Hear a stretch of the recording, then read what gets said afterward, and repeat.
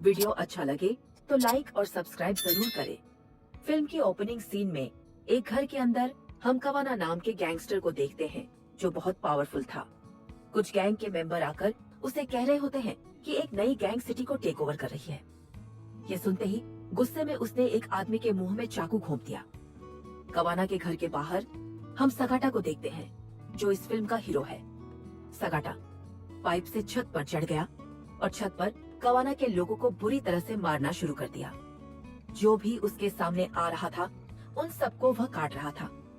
कवाना को खबर मिली कि कोई उसे मारने के लिए उसके घर में घुस आया है।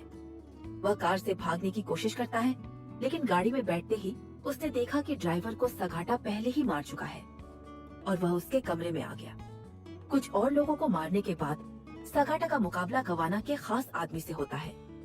हमें उन दोनों के बीच में कड़ा मुकाबला देखने को मिलता है। लड़ाई के दौरान उस आदमी ने एक धारदार चीज उठाई और सगाटा को नीचे गिरा दिया। इससे पहले कि वह सगाटा को मार पाता, सगाटा ने चाकू उठाकर उसका हाथ काट दिया। कटे हाथ के साथ वह भागकर अपने बॉस के पीछे गया जो बंदूक लिए खड़ा था। उसके सामने आते ही उसने गोलियां चला दी। उसने यह भी नहीं देखा कि वह अपने ही आदमी को गोली मार रहा है। सगाटा ने उसी के आदमी को ढाल बना लिया और आखिर में सगाटा ने कवाना को गोली मारकर उसकी पूरी गैंग का अंत कर दिया।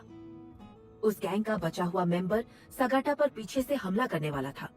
इससे पहले कि वह सगाटा पर हमला कर पाता, उसे किसी ने पीछे से गोली मार दी और यह फुजिटा था जिसके लिए सगाटा काम करता था। उसकी एक सिक्योरिटी एजेंसी थी और वो सुपारी लेकर काम किया करता था, लेकिन आज सगाटा ये काम छोड़ रहा था। उसने फैसला किया था कि वह अपनी बाकी जिंदगी एक आम आदमी की तरह अपने परिवार के साथ बिताएगा। फुजिटा ने सुझाव दिया कि उसे कुछ और मिशन करने चाहिए, लेकिन उसने उसकी बात को इग्नोर कर दिया और अपने घर चला गया। अगले सीन में हमने देखा कि उसका एक छोटा सा परिवार था। वह अपनी पत्नी और बेटी के साथ बहुत खुश था। उनसे मिलने के बाद वह नहाने चला गया। नहाते समय उसे कुछ अजीब आवाज सुनाई देती है। बाहर आकर उसने देखा कि गैंग ने उसकी पत्नी और बेटी को गन पॉइंट पर बंधक बना रखा है। गैंग के लोगों ने मास्क पहने हुए थे। ये किमेनगुमी गैंग के लोग थे। एक मेंबर सगाटा की बेटी रियो को पकड़ लेता है। सगाटा गुस्सा होकर उससे लड़ने लगता है। तभी एक मेंबर सगाटा को चेतावनी देने के लिए टेबल पर गोली मार देता है। सगाटा लड़ना बंद कर देता है। गैंगस्टर उसे पिटने लगते हैं। रियो अपने फादर को बुरी हालत में देखकर गैंग मेंबर के सामने गिड़गिड़ाती है कि वो उसके फादर को न मारे। वे उसकी बात नहीं सुनते। सगाटा की पत्नी रो रही थी और उसकी रोने की आवाज से गैंगस्टर परेशान हो जाता है। वह उसे शूट कर देता है। इससे पहले कि वह सगाटा की बेटी को शूट कर पाता, उसने रियो को भागने के लिए कहा, लेकिन गैंगस्टर उसकी बेटी को भी गोली मार देता है। सगाटा कहता है कि वह उन लोगों को ढूंढकर मार देगा। इसके बाद वे सगाटा को भी शूट कर देते हैं और वहाँ से चले जाते हैं। फिर 12 साल बाद हम एक मेयर को देखते हैं जिसका नाम होता है सुनाहारा। मेयर एक प्रेस कॉन्फ्रेंस में बताता है कि उसने शहर को किस तरह डेवलप किया और उसका नया प्रोजेक्ट पूरी सिटी को बदल देगा। ये सुनकर एक रिपोर्टर खड़ा होता है और कहता है कि पिछले 10 सालों में बहुत से लोग गायब हो गए हैं और उस आदमी के गायब होने के बारे में भी बताता है जो अपना रिसोर्ट बना रहा था और जिसकी जगह मेयर का मॉल बन गया, और उसी के मेयर बनने के बाद क्राइम रेट बढ़ गया है। सुनाहारा कहता है कि ये सब अफवाहें हैं और ये अफवाहें उसे बदनाम करने के लिए फैलाई जा रही हैं।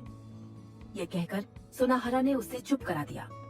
अगले सीन में हमें पता चलता है कि सगाटा उस दिन जिंदा बच गया था, लेकिन अब वह पैरालाइज है। वह एक जिंदा लाश बनकर रह गया है। फुजिटा उसकी देखभाल करता है। एक दिन जब वह सगाटा को टहलाने के बाद घर ला रहा था, एक आदमी ने उस पर हमला किया। उसने सगाटा के हाथ में चाकू मार दिया। वह आदमी जो सगाटा की देखभाल कर रहा था, वह डर गया। चाकू मारने वाला वह आदमी याहिया गैंग का था। सगाटा ने उसके हाथ काट दिए थे। वह बदला लेने आया था, लेकिन अब सगाटा बदला लेने की हालत में नहीं था। दूसरी ओर वह रिपोर्टर जो सुनाहारा के अपराधों को सामने लाना चाहता था, वह एक आदमी से जानकारी ले रहा था। उसे शहर में हो रहे हर अपराध के बारे में पता था। वह बताता है कि सुनाहारा को अपने रिसोर्ट और मॉल का लाइसेंस कैसे मिला। रिपोर्टर ये सब लिख रहा था, तभी किसी ने उसकी कार का शीशा तोड़ दिया। उस आदमी ने मास्क पहना हुआ था। रिपोर्टर ये सोचकर डर जाता है कि अब उसके साथ क्या होगा। रिपोर्टर कार से भागने की कोशिश करता है, लेकिन पकड़ा जाता है। मास्क पहने हुए आदमी ने दूसरे आदमी को भी पकड़ लिया और दोनों को ही मार डाला। अगले सीन में फुजिटा को दिखाया जाता है। वह बहुत परेशान था, क्योंकि उसे पता था कि उसने सगाटा के परिवार के बारे में कीमेनगुमी गैंग को बताया था और उसी गैंग ने सगाटा के परिवार को मारा था। उसे इस बात का पछतावा था, इसलिए वह सगाटा की देखभाल करता था। फिर एक पुलिस ऑफिसर अस्पताल में सगाटा के पास पहुंचता है। वह कुछ पैसे देकर गार्ड्स को बाहर भेज देता है और अंदर जाकर मास्क पहन लेता है। इसका मतलब है कि पुलिस अफसर भी उस गैंग का हिस्सा था जिसने सगाटा के परिवार को मारा था। अब वह सगाटा को खत्म करने आया था। वह ड्रिप में जहर डाल रहा था। उसे देखकर सगाटा के अंदर बदला लेने की आग जल रही थी और उसने अपनी ड्रिप निकाली और फिर उस आदमी को पीछे से पकड़ लिया और नीचे गिरा दिया। लेकिन अब उसके पास इतनी ताकत नहीं थी। गैंगस्टर के अगले हमले से वह बेहोश हो गया। शोर सुनकर दूसरे ऑफिसर भी आ गए। उनमें से एक ऑफिसर को गैंगस्टर ने गोली मार दी। दूसरे अफसर ने अपने सीनियर से कुछ नहीं कहा, क्योंकि वह भी गैंग का हिस्सा था। लेकिन अब डॉक्टर ने सब कुछ देख लिया था, इसलिए दूसरे आदमी ने डॉक्टर को पकड़ा और मार डाला। इसी समय सगाटा को होश आ गया। उसने मास्क वाले अफसर को पीछे से पकड़ लिया। उसका दूसरा साथी उसे बचाने आया, लेकिन सगाटा ने उसे बिस्तर के पीछे धकेल दिया। वह मास्क वाले अफसर के हमले से नहीं बच पाया। सगाटा ने खुद को बचाने के लिए उसे नीचे गिरा दिया। इससे पहले कि मास्क वाला अफसर पीछे से हमला करता, सगाटा ने बिस्तर की चादर से उसका गला घोंट दिया और उसे मार डाला। उसका दूसरा अफसर अपनी लड़ाई के दौरान खिड़की से बाहर गिर गया और मारा गया। तभी फुजिटा भी सगाटा को देखने पहुंचा। इससे पहले कि वह ऊपर जाता, वह यह देखकर हैरान रह गया कि सगाटा खुद सामने से आ रहा है। बाहर आते समय उसने कुछ खाना उठा लिया और उसे अपने परिवार का विजन आने लगा। गैंग के लीडर को खबर मिली कि सगाटा होश में आ गया है। उसने फुजिटा को फोन किया कि वह सगाटा की बॉडी उसके पास लाए। फिर हम एक फैक्ट्री का सीन देखते हैं, जहाँ कई लड़कियां ड्रग्स पैक कर रही थी। फिर फुजिटा गोदाम में सगाटा की बॉडी लेकर आता है, लेकिन यह सब एक धोखा था।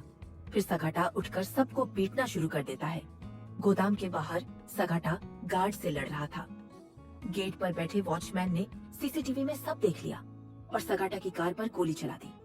इससे फुजिटा और सगाटा का केयरटेकर उस गोली से घायल हो जाते हैं। फिर भी फुजिटा ने शूटर को गोली मार दी। सगाटा फैक्ट्री के अंदर घुस गया। वह एक एक करके लोगों को मार रहा था और हर एक को मारते हुए आगे बढ़ रहा था। लेकिन आगे और भी लोग उसका इंतजार कर रहे थे। वे हर तरफ से हमला कर रहे थे। फिर एक आदमी ने पीछे से क्रेन लाकर सगाटा को मारने की कोशिश की, लेकिन सगाटा ने उससे बचते हुए चाकू फेंका और ड्राइवर की गर्दन पर मारा। वह वहीं मर गया। वह मारते हुए आगे बढ़ता जा रहा था। ऊपर पहुंचकर उसने देखा कि ताकीमोटो जा चुका है। ताकीमोटो फैक्ट्री के बाहर खड़ा था। उसने मोबाइल पर एक बटन दबाया और पूरी फैक्ट्री ब्लास्ट हो गई। सगाटा फैक्ट्री के अंदर ही था। ताकीमोटो को लीडर का फोन आता है। लीडर उसे बधाई दे रहा था क्योंकि उसने सगाटा को मार दिया था। लेकिन ताकीमोटो यह देखकर शॉक हो जाता है कि सगाटा ने खुद को बचा लिया है। फुजिटा भी डर गया। उसने कबूल किया कि उसने ही उस गैंग को सगाटा के परिवार के बारे में बताया था। वह इस गिल्ट के साथ नहीं जी सकता था। वह सगाटा से उसे मारने के लिए कहता है और सगाटा भी उसे गोली मार देता है। फिर उसने ताकीमोटो को कैद कर लिया क्योंकि वह नेता के बारे में जानना चाहता था। उसने लीडर को फोन किया और फिर हमें यह बात पता चलती है कि लीडर कोई और नहीं, सुनाहारा था। वह शहर का मेयर था।